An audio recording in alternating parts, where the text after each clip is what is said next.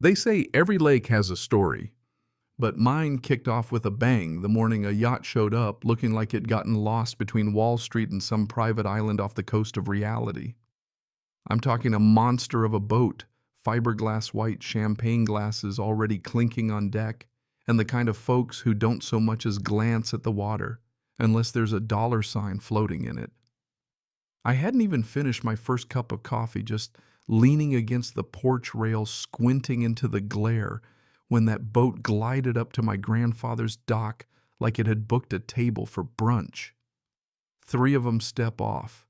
Two guys in suits so thin they looked allergic to manual labor, and a third holding a leather briefcase like he's here to serve me with destiny itself. Now, I've lived on this ridge long enough to know when trouble's coming. Heck, the ground practically tensed up under my boots as I watched. My name's Cole Mercer, by the way, and if you know anything about this lake, you know the dock I'm talking about. My granddad built it back in '52, oak timbers off the ridge, iron spikes blackened on his own farm forge, every plank a story about storms that tried to tear it down and men too stubborn to let 'em.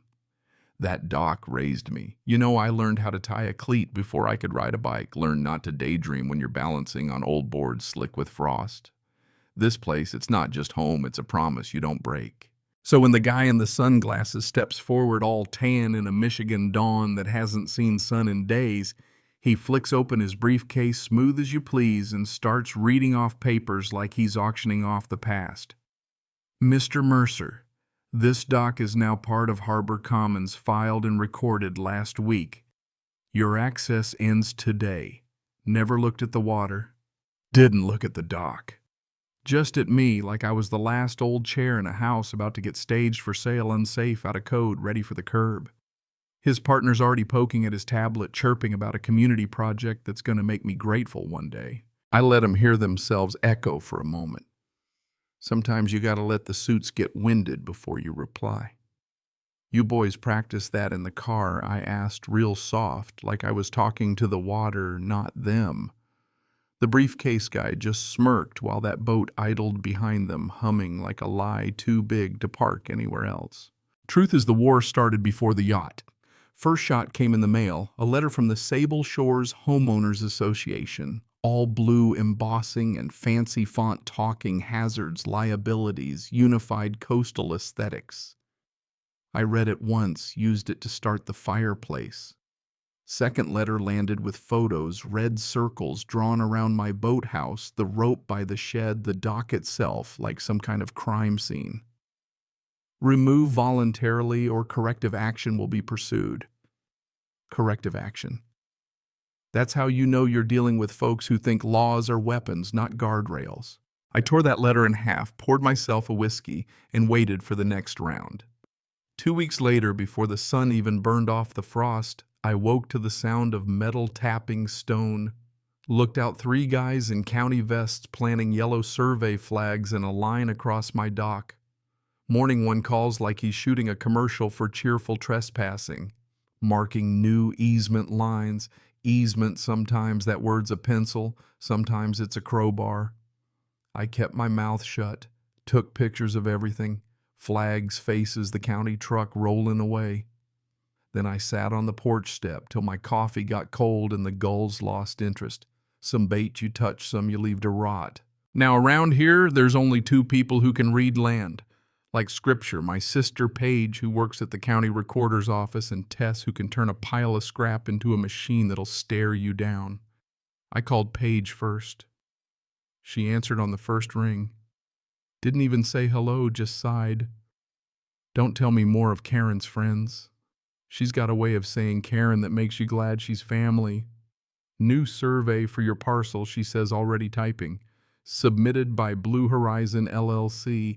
Filed this morning, P.O. Box in Lansing, nothing but air behind it. Guess who signed the HOA notices?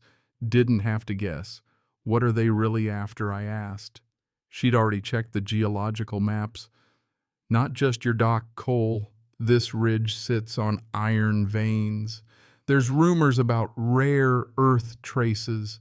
If they get a foothold here, they carve up the coast before anybody even notices. That's when I realized this wasn't about some faded wood in the water. This was about leverage, about access, about the kind of money that erases boundaries with a signature. 3 afternoons later, the real boss showed up, stepped off the boat like she was at a fashion show, red raincoat hair, shellacked into a truce with the wind, flanked by her suits and security and matching polos necks like telephone poles.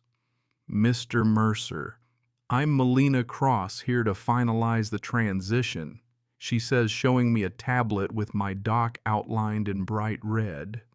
Unsafe, unmaintained, improperly permitted, she recites the script. We'll remove it and install a compliant marina dock. I just told her, it's not for sale, let the words hang out there with the gulls. She tilted her head, all sympathy and math. Everything is for sale. Her little parade marched back to the yacht and slipped away, leaving the cove quieter, but not empty. That night I called Tess. Didn't have to explain, she just nodded and started stacking gear. Cameras for the gate, the porch, the dock, and a fourth hidden inside a buoy lamp, local recording only. Floodlights under the eaves, marine horn hooked to a switch speaker, ready to thunder across the water. The crown jewel was a heavy drone with a salvage spotlight bright enough to startle the fish. We calibrated everything, overlay on the drone feed, Mercer Dock, private property, live timestamp, ticking link to the county plat map right there in the frame. If they wanted a public show, we'd give them one script and all. The storm rolled in, first summer thunder stomping through the pines, rain pounding the tin roof. Around 11 engines crept up the county road, headlights slicing through the dark. They killed the lights, tried to sneak, but you can't sneak up on land that knows your name. 2 black trucks, then a sedan. Real estate plates, I recognized it. They came up the path. Suits and raincoats, security already soaked and grumpy, bolt cutters flashing when the lightning popped. They started on the gate, one guard swinging the cutter's jaws open on the lock. A tiny chirp in the workshop was our cue. Tess launched the drone. It leapt into the rain spotlight, turning the world to glass. Floodlights, flaring horns, screaming across the cove. For a second, everything was pure daylight and chaos. The men froze, one even fired up at the horn, 2 pops lost in thunder. I grabbed the mic. You're trespassing on private property. Actions are being recorded and broadcast live. Step away from the gate.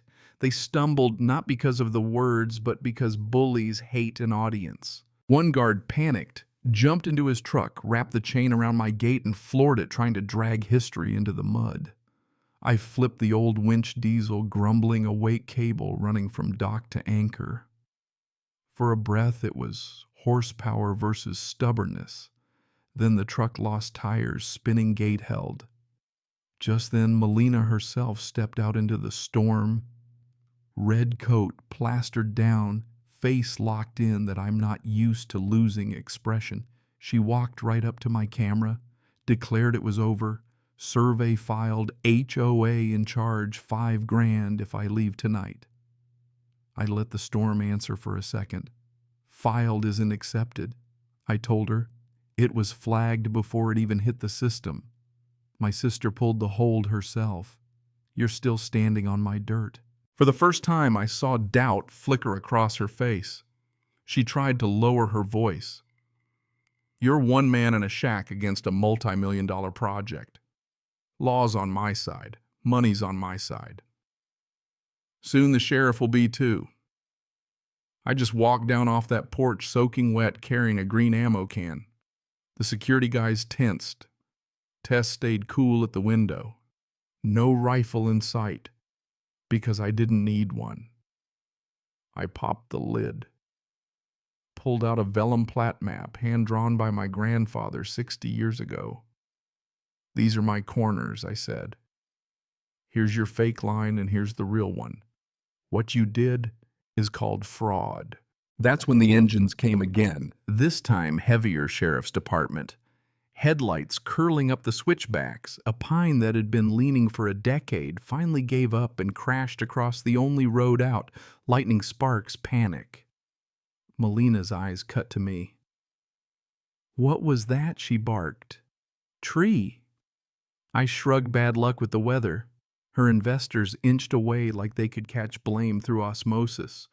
One security guard almost went for his gun till Tessa's drone pinned him in the spotlight. Then came the sheriff, Deputy Miller, the kind of guy you want showing up whether you're the one in trouble or the one who just survived it. He looked at the mess, nodded at me like we used to see each other at the diner, and got the fact shots fired. Fraudulent survey, trespass, everything on camera. Ma'am, he told Melina, the survey's flagged recorder's office confirmed the hold and we see some very interesting money between your HOA and Sable Ridge Minerals. Save it for your attorney. She got cold and sharp, but she wasn't built for a standoff. Her security froze at the word careful. The cuffs came out click, and that was that. Melina Cross, you're under arrest for conspiracy to commit fraud, filing false documents, trespass, and attempted illegal eviction. Suits tripped over themselves, apologizing, guards surrendered, and just like that, the night got quiet again. By dawn, the storm was gone. Yard looked like a war zone, mud everywhere, broken branches, twisted gate.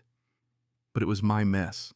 I sat on the porch with a fresh coffee, savoring it like you do when you've earned every drop.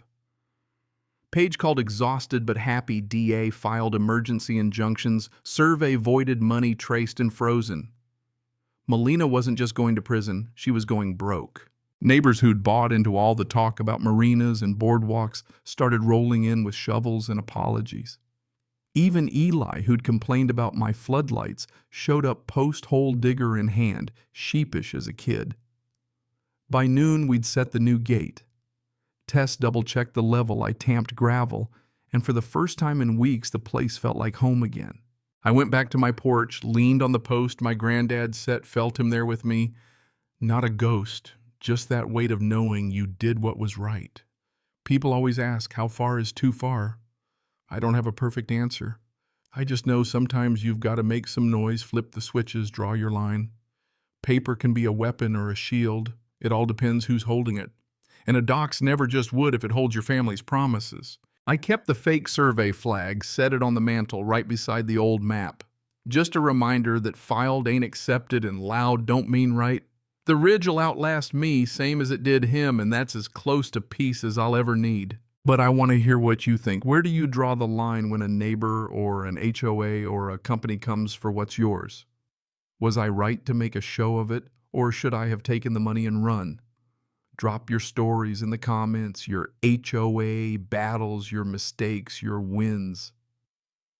Let's argue a little. Share what we've learned. And if you believe law and community belong to regular folks, hit subscribe. Keep the porch light burning. We might not stop every yacht that shows up uninvited, but together we sure can make these waters a whole lot less welcoming for the next one that tries.